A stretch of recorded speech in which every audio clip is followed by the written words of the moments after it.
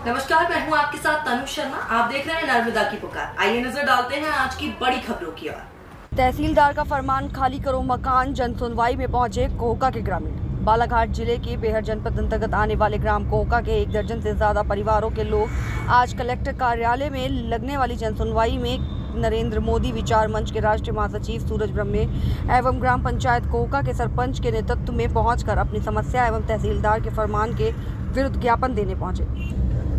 ग्रामीणों ने इस संबंध में बताया कि हम समस्त लोग ग्राम कोहका में विगत 30 वर्षों से पंचायत द्वारा दी गई पड़त भूमि पर मकान बनाकर रह रहे हैं तथा गरीबी रेखा में रहकर बनी मजदूरी करके अपना जीवन यापन करते हैं, लेकिन आज तक हमें पीएम आवास योजना का लाभ नहीं मिल पाया और अब तहसीलदार बेहर द्वारा उन्हें मकान खाली करने का नोटिस दिया जा रहा है। सरपंच प्रतिनिधि रमेश मेरावी सहित ग्रामीणों ने बताया कि पंचायत के प्रस्ताव अनुसार तत्कालीन सरपंच ने पूर्व में हमें आवास हेतु पड़त की जमीन प्रदान की थी।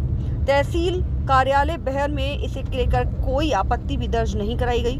ग्राम पंचायत अपना अनापत्ति प्रमाण पत्र दे चुकी है, इसके बावजूद भरी बरसात में उन्हें मकान खाली कराने को क्यों कहा जा रहा है। जन सुनवाई में पहुंचे ग्रामीणों ने ज्ञापन के माध्यम से कलेक्टर बालाघाट से अपील की है कि ग्राम पंचायत कोहका के 16 मई 2016 के प्रस्ताव के अनुसार 7 मार्च 2023 को जन सुनवाई में आवेदन प्रस्तुत किया गया था। तब तत्कालीन कलेक्टर के द्वारा हमारे लिए 1 एकड़ आबादी भूमि का प्रस्ताव बनाकर भेजने के निर्देश संबंधित अधिकारी को दिए गए थे, जिस पर भी अभी तक कोई कार्रवाई नहीं की गई है, जिससे हम ग्रामीणों को शासन की योजनाओं का लाभ नहीं मिल पा रहा है। आवेदकों द्वारा पंचायत प्रस्ताव के आधार पर आवास भूमि घोषित कर पट्टा दिलाए जाने की मांग आज पुनः जन सुनवाई में कलेक्टर बालाघाट से की गई है। बालाघाट से महेंद्र राम टेके की एक खास रिपोर्ट।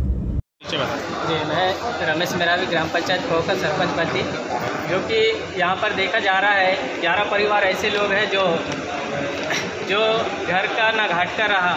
ऐसी स्थिति में बड़ी बारिश में इनको नोटिस दिया जा रहा है तहसीलदार साहब के माध्यम से, और उनको भी समझ में आना चाहिए कि अभी गर्मी भर क्यों नहीं दिए, इससे पहले भी देना था, लेकिन अभी बारिश के समय में क्यों दे रहे हैं। और रही बात यहाँ पर एक तरफ से शासन प्रशासन का कहना ये है कि रोटी कपड़ा मकान के ऊपर पूरा फोकस किया जाए, लेकिन यहाँ पर कैसा रोटी कपड़ा और मकान का सुविधा है। एक तरफ से बोला जा रहा है कि रोटी कपड़ा मकान दिया जाए, लेकिन यहाँ तो ना उनको मकान दिया जा रहा है, ना उनका राशन पानी मिल पा रहा है। मैं वहाँ सरपंच पति के नाते में उनको राशन कार्ड बना तो दिया, लेकिन राशन से ही उनका जीवन यापन नहीं हो सकता। उनको रहने के लिए छत की आवश्यकता है। और मैंने पटवारी से आरआई साहब से भी बात किया। वहाँ पर हमारे कोहका पंचायत में आवास की ज़मीन नहीं होने के कारण में जो पूर्वज हमारे तुलसीराम डोंगरे जी हैं कोटवार, उनके रहते में उनको इस स्थिति में गरीबों के तहत देखकर उन्हें अपने सहमति से उनको बैठाला गया है। और इस सहमति से उनके पास प्रमाण भी है, सहमति भी है, और साथ में अपने कोटवार मकड़दम पटेल साहब और गांव के गणमान्य नागरिक और सरपंच जो वर्तमान में थे, ये सबकी सहमति से बैठाला गया है। तहसीलदार ने पहले ही आपको मतलब अनापत्ति दे दिया है, फिर इसके बाद वो आपको इस तरह की कार्रवाई क्यों कर रहे हैं, क्या कारण है? जी, इससे पहले ही एक बार कार्रवाई करने के लिए दे दिया गया था, लेकिन हम कलेक्टर ऑफिस में आकर यहाँ पर कलेक्टर साहब से मिलकर 1 एकड़ के लिए मांग किए थे। 1 एकड़ जारी करने के लिए तहसीलदार साहब एसडीएम साहब को लेटर लिख दिया गया था, लेकिन उसकी सुनवाई अभी तक के गरीबों के हित में नहीं किया गया।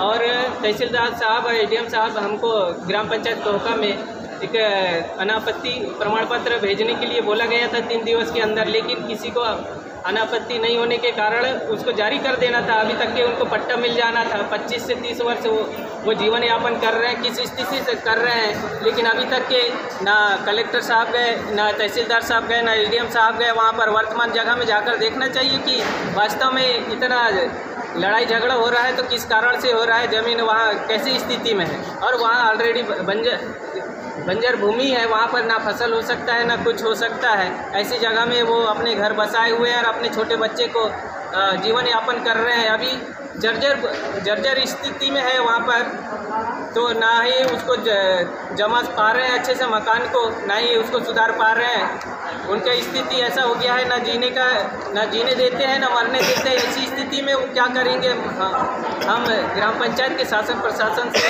ये निवेदन है कि उनका वर्तमान स्थिति में आए, जांच करें और उनको पट्टा देने का कष्ट करें। भैया बताएं, आज कलेक्टर साहब को आप लोग ज्ञापन सौंपने आए हैं ग्रामीणों के साथ में, क्या है पूरा मामला? क्या है, बैहर जनपद पंचायत क्षेत्र के अंतर्गत ग्राम पंचायत खोका में वार्ड क्रमांक 3 में वहाँ के जो निवासरत हैं वो विगत 25 से 30 वर्षों से निवास करते आ रहे हैं। लेकिन वर्तमान जो तहसीलदार है उनको बेदखल करने की नोटिस जारी किया है, जबकि उन्हीं तहसीलदार के आधार के अनुसार उन्हें अनापत्ति प्रमाण पत्र मांगा, जिससे किसी ने भी कोई भी आपत्ति पेश नहीं किया। साथ ही तत्कालीन जो सरपंच थे उनके द्वारा वहाँ पर बाकायदा उनको ज़मीन अलॉट की गई, वहाँ के पटेल के द्वारा, वहाँ पे जो गणमान्य नागरिक हैं उनके द्वारा खुद स्थान पर जाकर आज से 25 साल 30 साल पहले उन लोगों को वहाँ पे ज़मीन आवंटन किया गया। उसके बाद भी तहसीलदार ने भरे बरसात में उनको बेदखल करने की नोटिस जारी किया। इसलिए आज हम लोग यहाँ पर कलेक्टर साहब के पास आए हैं और उनको हम आवेदन करेंगे और उनसे मांग करेंगे कि इनको भूमि आवंटन करते हुए इनको शासन की समस्त योजनाओं का लाभ दिलाते हुए इनको यहाँ वहाँ पे आवास योजना के अंतर्गत, प्रधानमंत्री आवास योजना के अंतर्गत राशि स्वीकृत किया जाए। कितने ग्रामीण होंगे वार्ड नंबर 8 खोका के? ये वार्ड नंबर जो 3 है इसमें तो 12 लोग हैं जो वहाँ पे निवास कर रहे हैं, जो सारे के सारे लोग यहाँ पर आज उपस्थित हुए हैं। ये 12 परिवारों के साथ ही उनको नोटिस? हाँ, 12 परिवारों के साथ ही और भी हैं ऐसे बहुत से लोग वहाँ पे ग्राम में जिनको आवास योजना का लाभ नहीं मिल पा रहा है।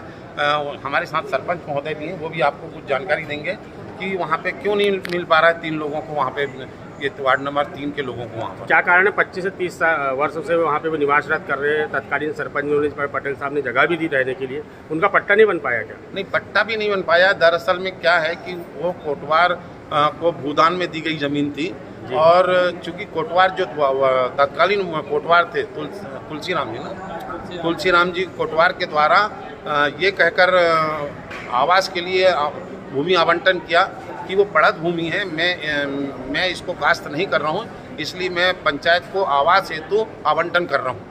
यानी अपनी सहमति से उन्होंने पंचायत को दिया है और पंचायत ने उनसी कोटवार की सहमति के आधार पर एक प्रस्ताव पारित करके कलेक्टर महोदय को उस जमीन को आवास के लिए अधिकृत करने के लिए आवेदन भी प्रस्तुत किया है। लेकिन उसके बाद भी तहसीलदार साहब से आपकी बात हुई होंगी, वो किस आधार पे नोटिस जारी की उन्होंने? नहीं, तहसीलदार साहब से मेरी बात हुई है तो उन्होंने कहा था कि इसका जवाब पेश कर दीजिए। मैंने जवाब भी पेश करवा दिए वहाँ पे। उसके बाद भी लेकिन भरे बरसात में किसी के दबाव में आकर यदि किस गरीब लोगों को परेशान करेंगे तो आप ये बताइए, हमारी सरकार आदरणीय मोदी जी का कहना है कि 2024 तक और जब तक सरकार है जब तक जितने भी देश में कच्चे मकान है सबको पक्का बना दिया जाएगा और प्रधानमंत्री आवास योजना के अंतर्गत सभी कच्चे मकान पक्के बनाए जा रहे हैं, लेकिन इनको वहाँ से भी हटाने का काम किया जा रहा है। ये बताइए, तानाशाही है ना एक किसी अधिकारी की? आप तो बीजेपी के आदमी खासकर विशेषकर तो भाई आपको ये आंदोलन करने की आवश्यकता नहीं, बात बीजेपी और कांग्रेस की नहीं है, बात न्याय संगत है। अगर किसी गरीब को परेशानी होगी, चाहे वो कांग्रेस का के कार्यकाल में हो चाहे वो बीजेपी के कार्यकाल में, अगर कोई अधिकारी परेशान करेगा तो हम जनता के साथ खड़े रहेंगे, जैसे पहले खड़े होते आ रहे थे, आज भी हम खड़े रहेंगे।